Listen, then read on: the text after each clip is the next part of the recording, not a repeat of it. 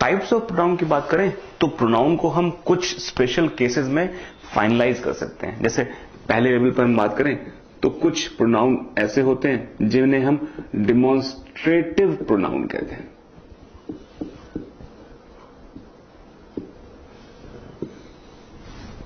ठीक है, अब जैसे हम कह सकते हैं कि किसी व्यक्ति ने यह कहा that is one of the most interesting concept of grammar. ठीक है, तो यहां पर जो दैट है वो किस चीज को डिफाइन कर रहा है? वो डिफाइन कर रहा है कॉन्सेप्ट ऑफ ग्रामर, जो कि इसको बहुत अच्छा लगा। तो इसका मतलब यह है कि ये एक डेमोन्स्ट्रेटिव प्रोनाउन है, या this is a world heritage site. तो ये भी वाला केस हो गया, एक पर्टिकुलर तरफ इंडिकेट कर रहा है। तो इसका मतलब है कि जब हम डिमॉन्स्ट्रेटिव प्रोनाउन की बात करते हैं तो डिमॉन्स्ट्रेटिव प्रोनाउन की बात करते वक्त हम किसी चीज की तरफ इंडिकेट कर सकते हैं। जैसे this is one of the best camera that I have seen, one of the best cameras. ठीक है, मैंने हो सकता है बहुत सारे कैमरे देखे हो, लेकिन उस कैमराज, उन बहुत सारे कैमराज में ये जो है सबसे अच्छे कैमराज में शामिल है। तो इसका मतलब ये है कि डिमॉन्स्ट्रेटिव प्रोनाउन की हम जब बात करेंगे तो हम किसी चीज के बारे में इंडिकेट करेंगे। जैसे that door will take us out of the classroom.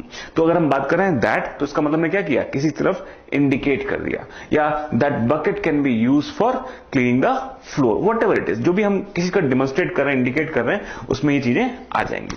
तो कहीं ना कहीं जब डिमॉन्स्ट्रेटिव प्रोनाउन करते हैं तो इसमें कुछ खास चीजें आ जाती हैं। तो ऐसा करते हैं, उन खास चीजों के बारे में बात कर लेते हैं। तो इसमें मुख्यतः जो पार्ट्स आते हैं वो आते हैं दिस, दैट, दोज, ऐसे टाइप के वर्ड जो कि किसी का डिमॉन्स्ट्रेशन करने में, इंडिकेट करने में हेल्प करते हैं। देन हम बात कर सकते हैं नेक्स्ट लेवल पर रिलेटिव प्रोनाउन की।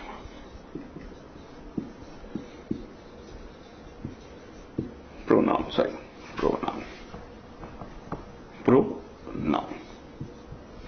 रिलेटिव प्रोनाउन भी बड़े इंटरेस्टिंग से प्रोनाउन होते हैं। इनके बारे में हम कह सकते हैं, जैसे मैं कहूं Ram sits next to Mohan, comma who is the topper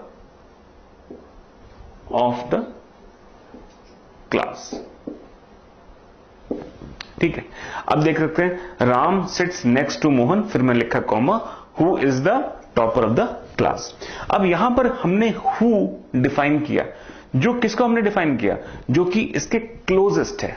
तो हमने कॉमा से डिफाइन किया कि जो क्वालिटी है टॉप करने वाली, जो बच्चे का टॉप करने वाली, जो क्लास में टॉप कर रहा है, वो कौन है? वो मोहन है, वो राम नहीं है। तो हमने कैसे डिफाइन किया उसको? हु से।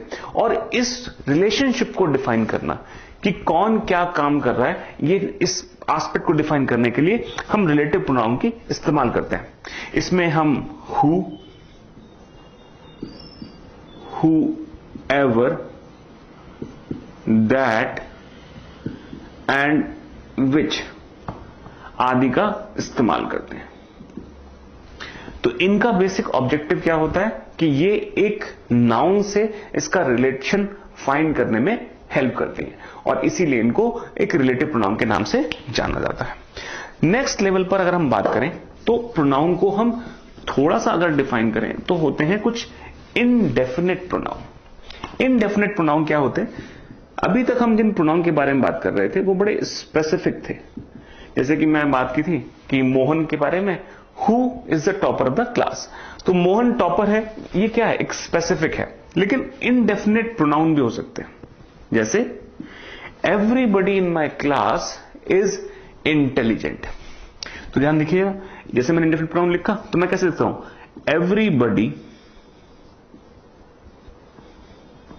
in my class is intelligent.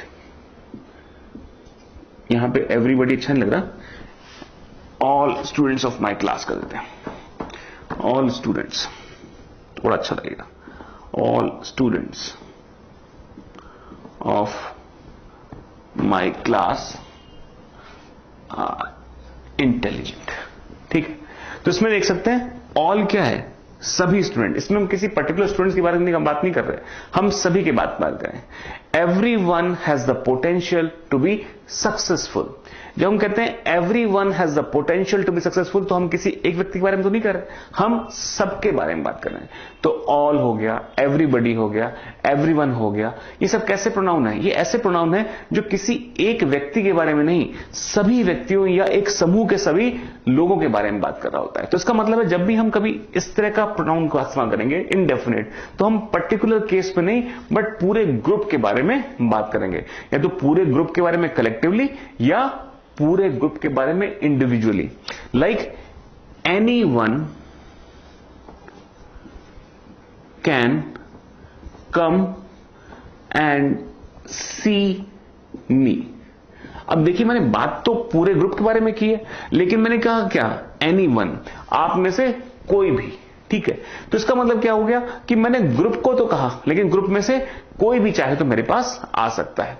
तो ये एक एस्पेक्ट है कि प्रोनाउन अपने आप में कैसा है, डेफिनेट नहीं है, ये अपने आप केस में इनडेफिनेट है। तो जब हम इनडेफिनेट प्रोनाउन की बात करते हैं तो इसमें मतलब हम ऑल, एवरीवन, एवरीबडी, ऐसे वर्ड्स का इस्तेमाल करते हैं। तो ये प्रोनाउन को हमारे बना देते हैं इनडेफिनेट प्रोनाउन। अब जब इनडेफिनेट प्रोनाउन के बारे में बात कर सकते हैं तो इसका मतलब है एक थर्ड प्रकार और भी है जिसके बारे में थोड़ा सा, थर्ड क्या नेक्स्ट पार्ट है, तीन तो ये हो ही चुके होंगे, फोर्थ हमारा जो प्रोनाउन होगा वो होगा इंटेंसिव प्रोनाउन। ये बड़ा इंटरेस्टिंग सा प्रोनाउन है और इसको हम लोग कहीं ना कहीं इस्तेमाल करते रहते हैं, इंटेंसिव प्रोनाउन। अब इंटेंसिव प्रोनाउन क्या होता है, ये प्रोनाउन का प्रकार होता है और इसकी स्ट्रेंथ बहुत बढ़ाई दी जाती है। बढ़ा कैसे दी जाती है, जब भी हम किसी प्रोनाउन के बाद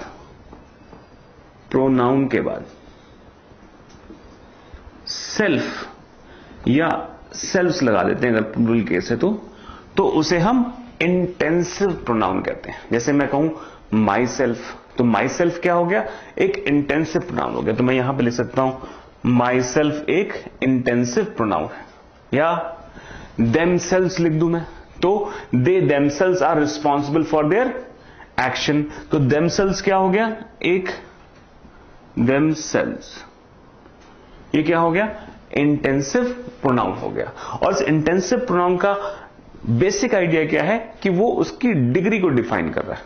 ठीक है, और इसका कोई एप्लीकेशन लेवल पर देखा जाए तो कोई बहुत इसमें डिफरेंस किसी और प्रोनाउन से नहीं हो सकता। तो इसका मतलब हम इसको डिफाइन करते हैं, जैसे मैंने बोला कि they themselves are responsible for the outcomes of the action that they take. ठीक है, तो दे देमसेल्व्स जो हमने क्या कर दिया, एक इंटेंसिटी